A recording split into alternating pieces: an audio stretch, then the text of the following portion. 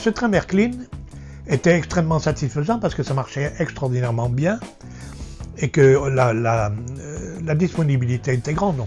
On pouvait acheter beaucoup de choses chez Märklin à l'époque. Mais a commencé à apparaître Hornby avec la 131T TB, je crois, et un certain nombre de matériel, puis Jouef.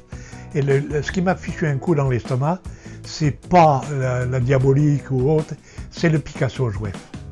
Et ça m'agaçait beaucoup. Alors, j'ai bricolé le Picasso Jouef pour le faire marcher sur Märklin.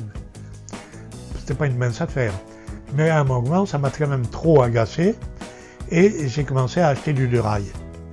Et je suis passé à ma troisième vie de modéliste, après le Zero BLZ, après le Märklin HO, ça va être le passage en derail avec Jouef et Hornby en quelque sorte.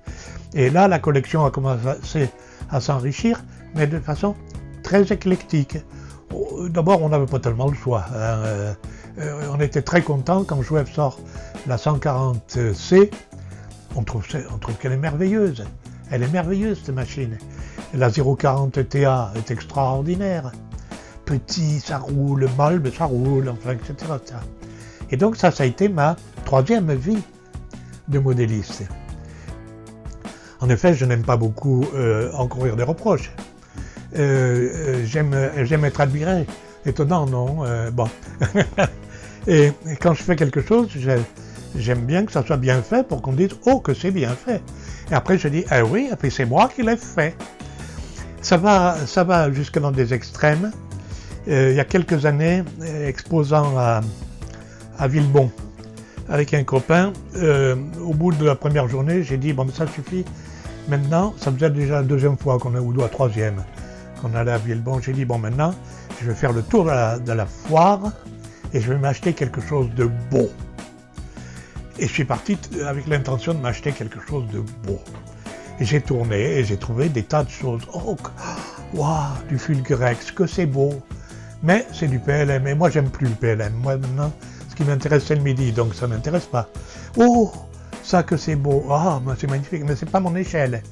Oh, que c'est beau. Oui, mais moi après 54, ça m'intéresse plus, je viens de faire. Oh, et je fais tout le tour de la foire. Et de temps en temps, je suis tombé sur des productions artisanales dans lesquelles je disais ça c'est du MIDI, c'est beau, c'est à mon échelle, c'est génial, j'ai envie de me le faire.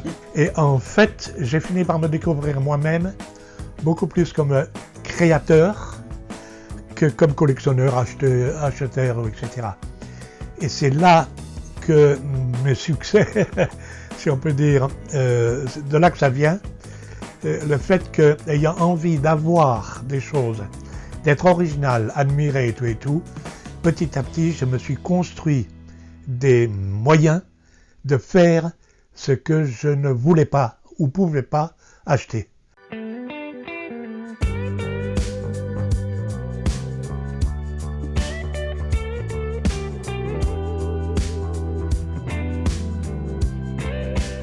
Les choses qu'on me proposait, que ce soit Märklin et c'était allemand, ou que ce soit Jouef, n'étaient jamais de ma région.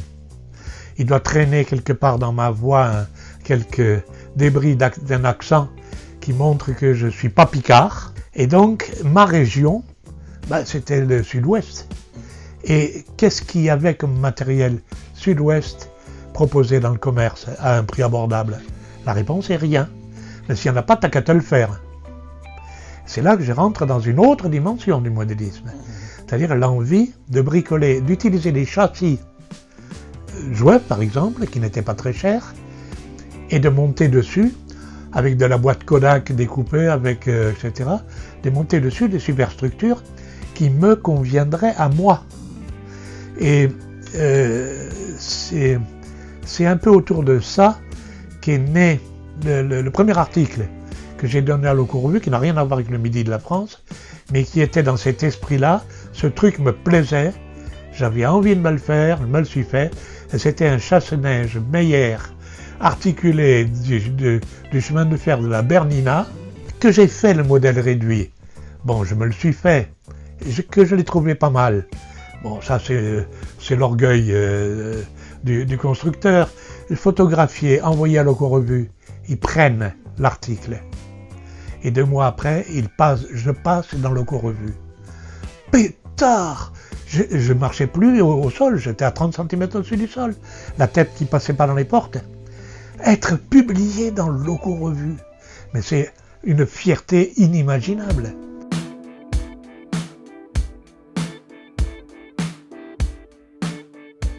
J'étais enseignant toute ma vie et j'étais pas enseignant j'étais enseignant un peu en grande partie par vocation, c'est-à-dire que j'aime à transmettre. Et dans ma vie de modéliste, c'est un peu pareil.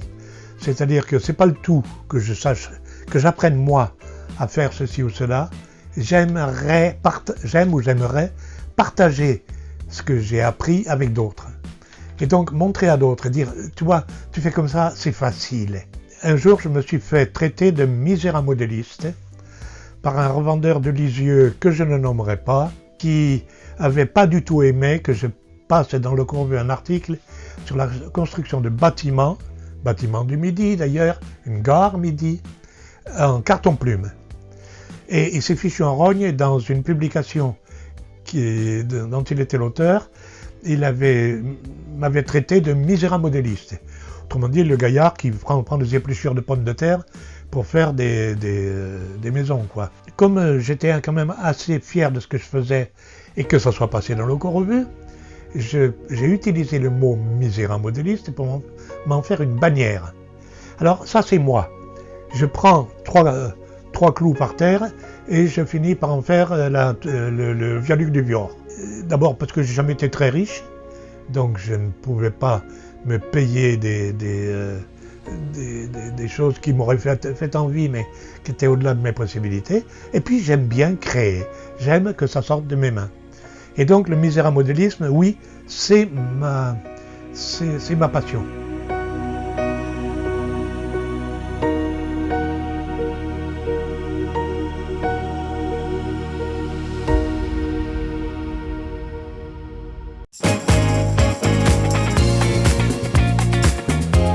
Abonnez-vous dès maintenant à la chaîne Le Train de Jules en cliquant sur le logo. Et pensez à mettre un petit pouce en l'air. Le Train de Jules, train miniature et modélisme ferroviaire. Des tutos, des news, des reportages. Abonnez-vous à la chaîne Le Train de Jules et retrouvez Le Train de Jules également sur les réseaux sociaux, Facebook, Twitter, Instagram.